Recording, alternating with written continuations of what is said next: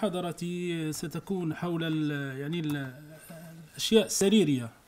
Donc, profil clinique des infections invasives à Marrakech, pour moi, le profil clinique, c'est une histoire clinique, mais qui est très liée à l'aspect microbiologique qui va être préparé par Madame Sora, professeur qui est là, donc dans son laboratoire, qui nous rapporte ces germes, à chaque fois un germe, à chaque fois, et c'est généralement les mêmes germes qui reviennent, qui nous posent problème.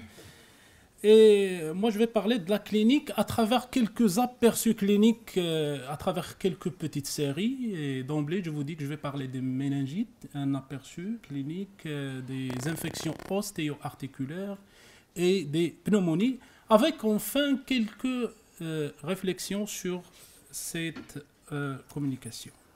Tout d'abord, à chaque fois on dit infection invasive, c'est quoi? Infection invasive parce qu'elle survient sur un site stérile, où il n'y a pas généralement de germes. Comme l'arbre urinaire, par exemple, on peut avoir quelques petits germes à une signification qui n'est pas significative.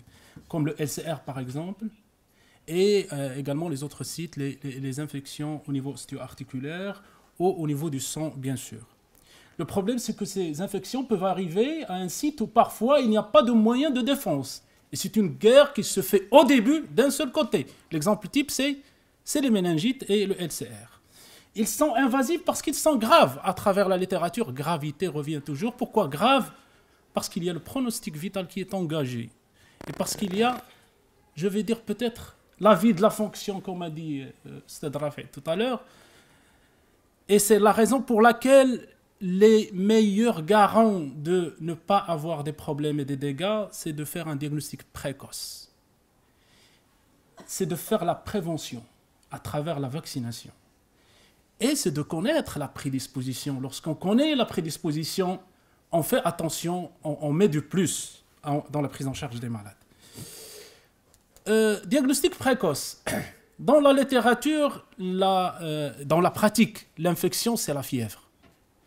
Notre objectif face à un enfant infecté, un nourrisson, c'est de savoir, lorsqu'il va déclencher une fièvre 39-40, est-ce qu'il y a derrière une infection invasive?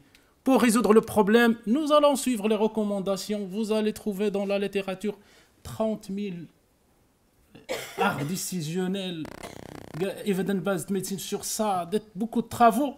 Et ce sont des arts décisionnels qui évoluent. Parfois, vous avez un raisonnement en fonction de la fièvre, un raisonnement en fonction de l'âge de l'enfant, c'est évident, ou bien maintenant un raisonnement en fonction de la vaccination, comme cet exemple. Est-ce qu'il est vacciné contre le pneumo et l'hémophilus? L'hémophilus, on va faire ça. Est-ce qu'il n'est pas vacciné? Malgré tout ça, ça reste un problème. Un exemple d'une étude de travail de thèse fait à Marrakech il y a 2 ans sur la mortalité infantile. Parmi les premiers motifs d'hospitalisation des enfants décédés dans tout l'hôpital, il y a en premier rang la gêne respiratoire. Sûrement derrière, il y a des infections pulmonaires, des pneumonies. Et en troisième rang, il y a la fièvre. On sent l'infection invasive. Ça nous pose toujours des problèmes. Les méningites. Le diagnostic, chez l'enfant, il y a des particularités. Si chez le grand enfant, on peut avoir la raideur, le signe de Kerning, le Brzezinski avec la fièvre. Chez le nourrisson, il y a un grand problème. C'est parfois une fièvre isolée. C'est parfois une modification de comportement. C'est une atypie extrême qui va rendre encore la décision de prendre en charge l'infection invasive encore grave. Et ça émane du sang, c'est le modèle de translocation bactérienne, ou bien ça peut émaner par contiguïté à travers le sinus dermique. Et dans cette situation, nous avons parfois un nocolie, par exemple, qui est inhabituel, ou à travers une brèche ostéoméningique, une malformation, et c'est le problème des méningites à pneumocoque. Un travail de thèse fait dans le service sur les méningites, sur 108 cas de méningite bactérienne de 2009 en 2016. Nous avons un âge moyen d'enfants de 66 mois, avec des extrêmes de 1 mois à 192, avec une légère prédominance masculine. Et vous avez la fièvre qui sort toujours 100%. La fièvre, comment la gérer, comment se comporter. Sinon, on peut trouver à côté les signes classiques également de la méningite, vomissement, raideur méningée. Mais parfois, c'est une diarrhée, c'est des signes digestifs qui n'ont aucune valeur localisatrice chez le nourrisson. Ils peuvent caché derrière une infection grave invasive. Sur le plan bactérien, bactériologie, je ne vais pas me retarder parce que Mme Sora va vous montrer qu'est-ce qui se passe sur le plan bactériologie. Mais sur l'examen direct, par exemple, de ces enfants, nous avons trouvé que dans 60% des cas, il était négatif. Et dans le reste, il y avait 23% de coccigram positifs, c'est des pneumocoques, puis des méningos après, et quelques petits cas d'hémophilus d'enfants qui n'avaient pas été complètement vaccinés. Le problème, c'est maintenant, avec la PCR, on peut mettre de plus en plus de positivité dans le LCR. Qui dit méningite, le grand problème, c'est les complications. Et ces enfants, ils avaient heureusement évolué dans leur majorité, 85% vers la guérison. Mais il y avait quand même des cas de décès, c'était 3% dans cette série, avec des complications habituelles de méningite, c'est des hydrocéphalies essentiellement, et des hypoacousies avec tout le retentissement sur le plan insertion sociale et moteur, psychomoteur de ces enfants dans la société. Quelques cas cliniques, 2 cas cliniques. Facile, simple, on voit tous les jours. Un nourrisson de 34 jours. Depuis 4 jours, il a de la fièvre. Sûrement, il consulte chez le premier médecin.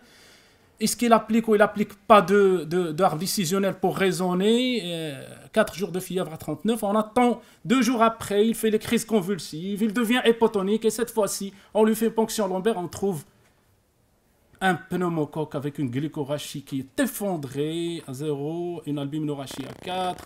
Prédominance PLN, c'est classique. Maintenant, c'est facile à ce stade de faire un diagnostic. Malheureusement, c'est une hydrocéphalie active tétraventriculaire. Malgré une antibiothérapie, vous mettez la ceftriaxone, vous mettez la vancomycine à côté, aucune nécessité d'ajouter. Ce n'est pas un problème d'antibiothérapie. C'est un problème du diagnostic. Pourquoi on le fait à ce stade? Pourquoi cet enfant évolue jusqu'à cette évolution? Et parfois, c'est l'inverse, mais c'est rare. C'est très, très rare. Je me rappelle d'une observation que Mme Sora et mon maître, professeur Bouscoret, lui connaît. Un enfant de 14 ans, syndrome méningifébrile, depuis 24 heures, celui-là, il vient avec une otite. On lui fait la ponction lombaire, elle est normale. SRPS 100, c'est une otite. On le met sous antibiotiques, on le fait sortir. Professeur Sora, il nous rappelle le lendemain, attention, il y a un pneumocoque qui pousse. Elle a été reconvoquée et nous avons continué le traitement comme méningite, pour vous dire que cet atypie, il pose problème pour les infections invasives, ce profil clinique. Et donc, pour des enfants qui ont des ponctions lombaires précoces, il faut revoir également leur hémoculture. Peut-être qu'on est dans la phase bactériémique, il faut recontrôler, il faut attendre les cultures systématiquement avant de faire sortir les enfants qui ont suspicion d'infection invasive, une méningite particulièrement. Les méningites, des méningites, il y a le méningo qui nous pose problème, vous le connaissez, il a plusieurs profils. Le profil qui nous fait plus peur, c'est le purpura fulminans, j'aime son nom arabe. As-sa'iqatul farfariya, isma ala musamma. Le purpura fulminans, tout médecin, tout étudiant, lorsqu'il voit un purpura fulminans, il a peur. C'est le choc, c'est la gravité. Sinon, il peut avoir un profil, comme toutes les méningites, un syndrome méningé, fébrile, classique, ou parfois un choc septique, limité à un choc septique. C'est l'exemple type d'un choc septique, la méningococcémie. Et parfois, c'est de localisation un petit peu particulière. Purpura fulminans, qu'on voit, des taches, sémiologiquement, il est connu, c'est nécrotique, c'est diffus. Fréquence cardiaque, vous allez trouver qu'elle est à 180. Il ne faut pas attendre ni l'altération de la conscience, ni l'effondrement de la tension artérielle. Il faut démarrer le traitement comme choc septique. Mais parfois, ce méningo, il va prendre un tableau un petit peu inhabituel. Un enfant de 5 ans, c'était une fille qui a un syndrome méningé fébrile depuis 5 jours avec des lésions purpuriques pétéchiales non extensives, non nécrotiques cette fois-ci. On est rassuré sur le plan hémodynamique. Et sur sa PL, on trouve un méningocoque. Madame Sora, elle nous met le résultat ici, qui est sensible. Mais la particularité, c'est qu'il avait cet aspect au niveau de l'œil, il est rouge, un hypopyon, c'est une localisation au niveau de l'œil. Et dans la littérature, je trouvais beaucoup d'observations, déclenchement d'un purpura fulminans, d'une méningococcémie parfois, ou une méningite à méningocoque par une localisation ophtalmologique. Ces profils, ils sont vraiment trompeurs parfois. Méningite Puis les arthrites, profil clinique des arthrites. Qui dit arthrite chez l'enfant, il y a un grand problème. C'est les difficultés diagnostiques. Pourquoi? Parce qu'il y a une pauvreté symptomatique. C'est généralement une fièvre. Et on attribue malheureusement parfois cette fièvre à une infection urinaire, alors qu'il y a beaucoup de fausses positives sur les ECBU à travers la pochette. Et le malade, il a une infection ostéo-articulaire qui est en train d'évoluer. On fait le diagnostic au 5e, 6e jour, 7e jour, avec des dégâts, avec la fonction qui est mise en péril. La hanche pose problème parce qu'elle est profonde, vous le savez, et vous connaissez que la forme neurologique parfois chez les enfants. Chez l'enfant, si vous n'examinez pas de façon bête, pardonnez-moi pour le terme, chaque articulation, à chaque fois qu'on a un enfant qui a une infection urinaire, avant de dire infection urinaire, on dit toujours ça pour les jeunes, il faut que j'examine toutes les articulations métaphysiques de façon très très classique avant de retenir le. Sinon, je passerai à côté, à coup sûr, à côté d'une méningite ou d'une.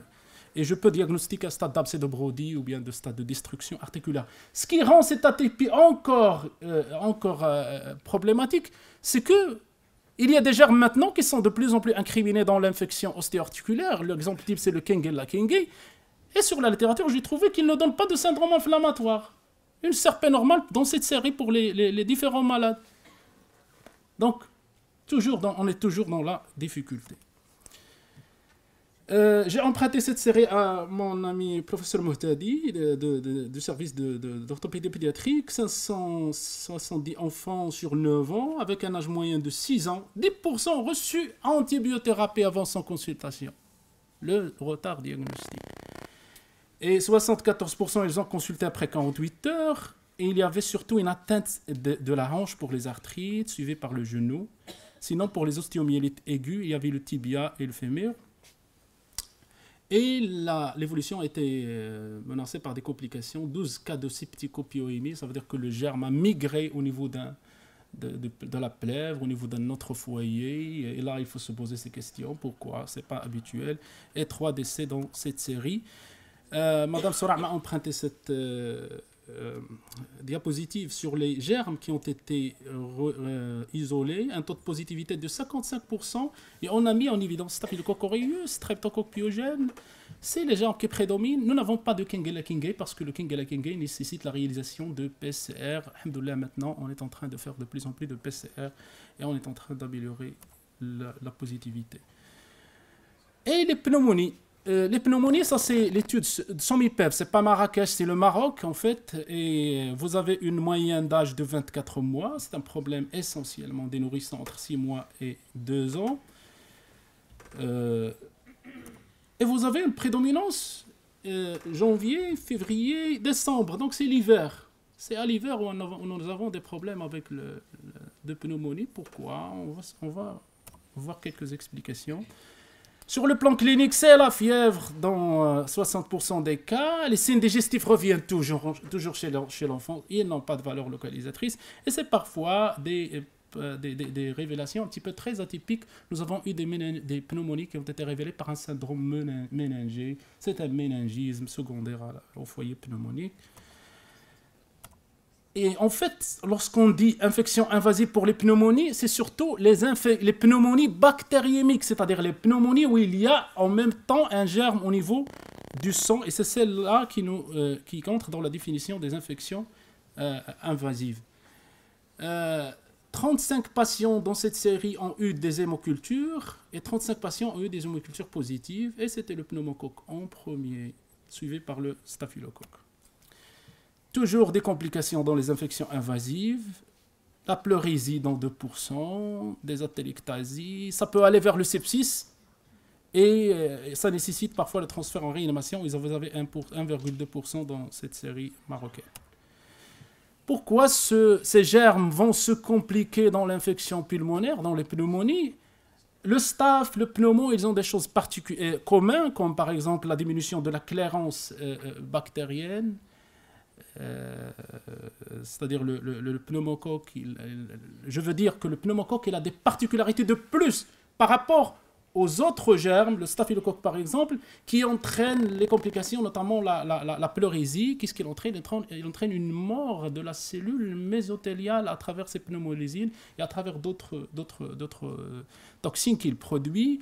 Sinon, il a les autres mécanismes, la diminution de la perméabilité des cellules mésothéliales. Et ce sont des choses qu'on est en train toujours de découvrir. Ça, c'est un article de 2018 qui parle de cette mort des cellules mésothéliales. Il y a une alliance entre la bactérie et le virus. Nous avons vu la prédominance dans l'hiver. Pourquoi? Parce qu'il y a beaucoup d'infections virales. Et l'infection virale, elle entraîne une augmentation de la concentration de portage, mais en même temps, c'est une infection, c'est la réaction de l'hôte contre l'infection virale qui va conditionner le passage ou non vers l'infection invasive. Et on revient à la susceptibilité de chaque individu. Et je vais conclure parce que j'ai dit, c'est-à-dire quelques réflexions. Il faut combattre cette invasion, les arts décisionnels, les guidelines. Ils sont malheureusement pas toujours appliqués. On applique le bon sens. On joue le risque. Fièvre, on va voir comment ça va évoluer. Et parfois, tu as dans 80% pas de problème, mais dans les 10% ou 20%, tu vas avoir les catastrophes. Ils ne sont pas adaptés peut-être, parce qu'il y a une charge de travail dans les urgences, parce qu'il y a un niveau des parents qui ne suit pas, appelés par téléphone, on trouve parfois ça dans les travaux. Ils ne sont pas idéaux parce qu'il n'y a pas d'unanimité là-dessus. La vaccination, oui, la vaccination, elle a prouvé son efficacité, la série de Casablanca, chez la diminution de l'infection invasive chez les enfants moins de 2 ans, on a une diminution de 61%, c'est bien. On trouve ça dans beaucoup d'autres séries, une série chinoise qui parle c'est-à-dire qu'il faut investir mieux dans la vaccination que dans l'hospitalisation de ces enfants, et on a moins d'infections invasives, c'est le cost effectiveness. Et la même chose, mais il y a le mais qui revient cette fois-ci dans cette présentation. Le pneumocoque, c'est une paroi, une capsule où il y a beaucoup de peptidoglycanes, bactéries, je ne comprends pas beaucoup là-dessus. Et ça fait qu'il y a beaucoup de sérotypes. Et donc, vous avez le phénomène de remplacement. Vous vaccinez contre certains sérotypes, il y a d'autres qui émergent. Et la guerre continue, et la lutte continue. Et beaucoup de séries montrent dans la littérature le phénomène de remplacement. Combattre l'invasion, c'est également l'immunodéficience. Nous avons dit, nous allons reconnaître les enfants immunodéficients parce qu'ils font des infections récurrentes, parce qu'ils ont un profil particulier. Mais maintenant, une seule fois, une seule infection, c'est fatal. Donc un nouveau profil. Et l'exemple type, c'est maintenant le pneumocoque, par exemple, où on montre de plus en plus qu'il y a une prédisposition. Et je finis par dire que la lutte va continuer, ne va pas s'arrêter. Peut-être de nouveaux vaccins, un seul vaccin contre le pneumocoque sans sérotype, nouveaux protocoles et marqueurs de l'inflammation. Et peut-être l'avenir et le futur, c'est une nouvelle identification, carte d'identité. J'ai ma carte d'identité, Rada, Nordin, le reste, mon adresse. Puis après, groupage, donneur ou pas donneur. Et sur l'autre versant, on va trouver prédisposition personnelle à chacun son infection. Et je vous remercie.